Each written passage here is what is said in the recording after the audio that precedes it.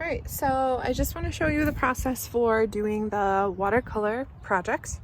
You should have a little bit of a setup with your brushes or brush if all you have is one, some water, and paper towel, your paper, which can be really just about any kind of paper. If you have watercolor paper, it's awesome, and then your watercolors.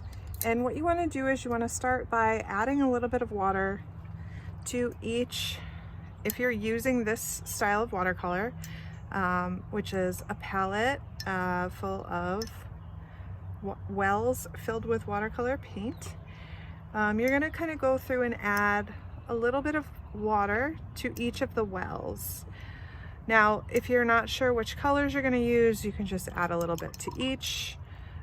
If you know exactly what you want, then you could choose to just add to the wells of the colors that you want to use. Now, I'm going to get started by creating some small ovals on the page. And watercolor uses lots of water. So when you are painting, you want to use a lot of water. And I don't want you to think about this as painting or a piece of artwork, but rather just a place for you to create something.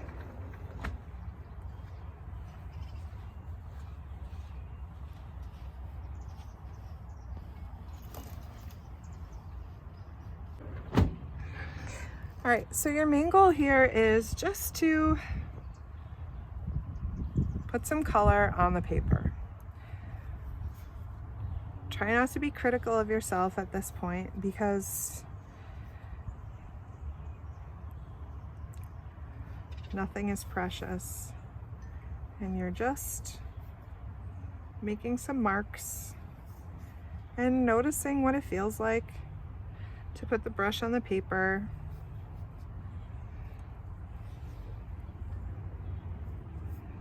And noticing what the paper does and how the paint responds. So now you've got some marks on your paper. At this point, what I like to do is just take a breath and look at what I have. You can add another color. If you are interested in this kind of process, you can follow along with me, or you can totally do your own thing. I'm noticing how heavy or thick this brush is, and I want to get a different brush that's just a little bit thinner for the next piece that I would like to add. And it doesn't necessarily need to be a thinner brush per se, but just a brush that has a little bit of a thinner tip on the end. So this is my go-to brush. I really like this one, and it's not an expensive brush. It just came in a watercolor set, but I like it a lot. All right, so what I'm going to do next is I'm going to create some lines inside of some of my ovals. Now you could do this on all of them or none of them. It's completely up to you. You can use thicker lines, you can use thinner lines, but I just want to start creating kind of a pattern.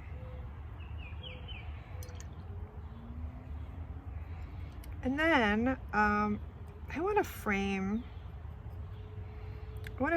each of these a little bit. So I'm going to start wrapping around, like almost with a parentheses around the edges with a different, now I'm using a different color, purple.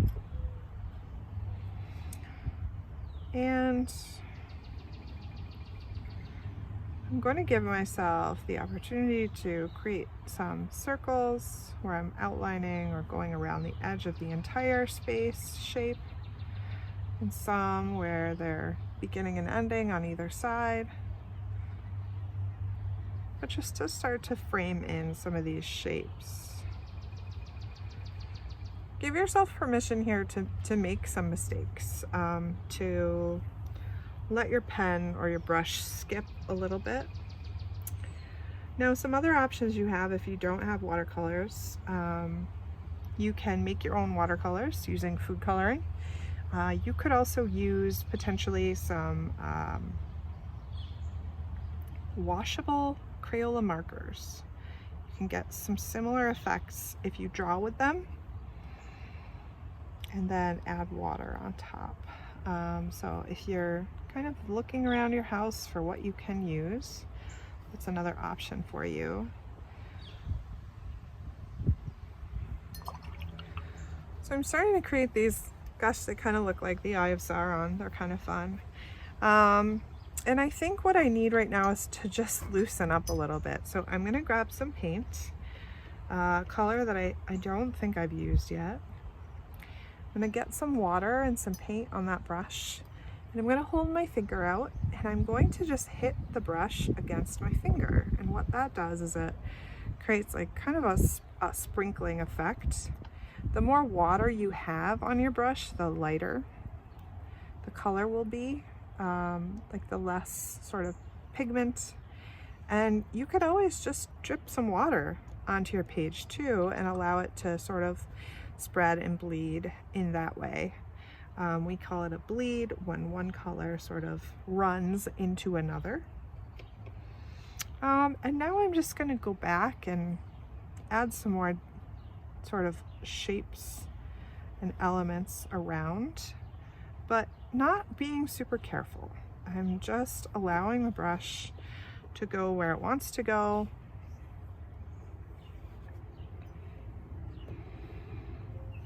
And I'm entertaining the fact that this is not any kind of magical piece of artwork. It's just something that I'm making right now. Now, if you're interested, something that can be fun is to mix a new color. So if you have some colors in your palette,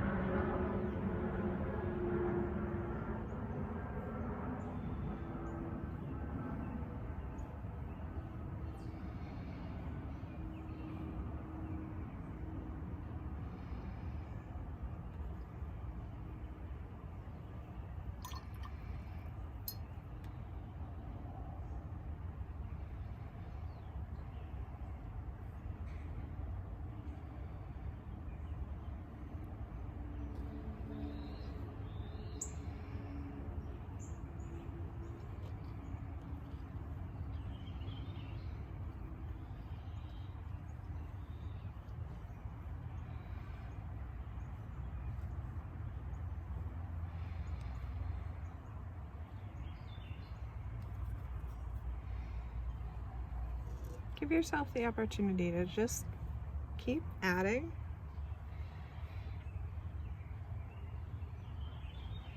With the understanding that this is simply an exercise.